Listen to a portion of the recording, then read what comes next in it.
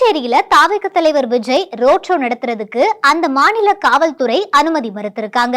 கரூர்ல தாவேக தலைவர் விஜய் பரப்புரையின் போது ஏற்பட்ட கூட்ட நெரிசல்ல சிக்கி 41 பேர் உயிரிழந்திருந்தாங்க. இந்த சம்பவத்துக்கு அப்புறம் காஞ்சிபுரத்துல மக்கள் சந்திப்பு கூட்டத்துல ஈடுபட்ட விஜய் இப்போ புதுச்சேரியில ரோட் ஷோ நடத்துறதுக்கு திட்டமிட்டு இருக்காரு. டிசம்பர் 5ஆம் தேதி ரோட் ஷோ நடத்த அனுமதி வேணும் அப்படின்னு காவல்துறை கிட்ட அவரு அனுமதி கோரியிருந்தாரு. ஆனா அதுக்கு இப்போ அந்த மாநில காவல்துறை அனுமதி மறுத்திருக்காங்க.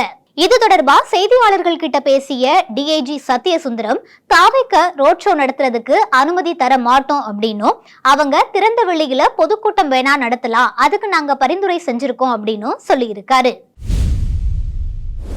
ஓபன் மீட்டிங் வச்சுக்க சொல்லி அவங்களுக்கு சஜஷன் கொடுத்துருக்கு. ரோட் ஷோவுக்கு நம்ம என்ன ரெக்கமெண்ட் பண்ணல. ஏதோ ஸ்பெசிஃபிக்கான ஏரியா கேட்டிருக்காங்க சார். ஏரியா கேட்டிருக்காங்க. இல்ல நம்ம சொல்லியிருக்கோம், அவங்களுக்கு சஜஷன் கொடுத்துருக்கோம். 2 டேஸ்க்குள்ள இருக்கு சார். ஏதோ பாசிபிலிட்டிஸ் இருக்கா? டேட் மாறதுக்கு வாய்ப்பு இருக்கா? ஆமா, இவ்வளவு சீக்கிரம் எப்படி வைக்க முடியும் சார்? புரியல சார். அதான் அவங்க தான் முடிவு பண்ணணும். நீங்க தான் டேட் 5 நம்ம டிலே பண்ண சொல்லியிருக்கோம். சரி. சரி. ரோட் ஷோக்கு அனுமதி இல்ல. நம்ம ரெக்கமெண்ட் பண்ணல.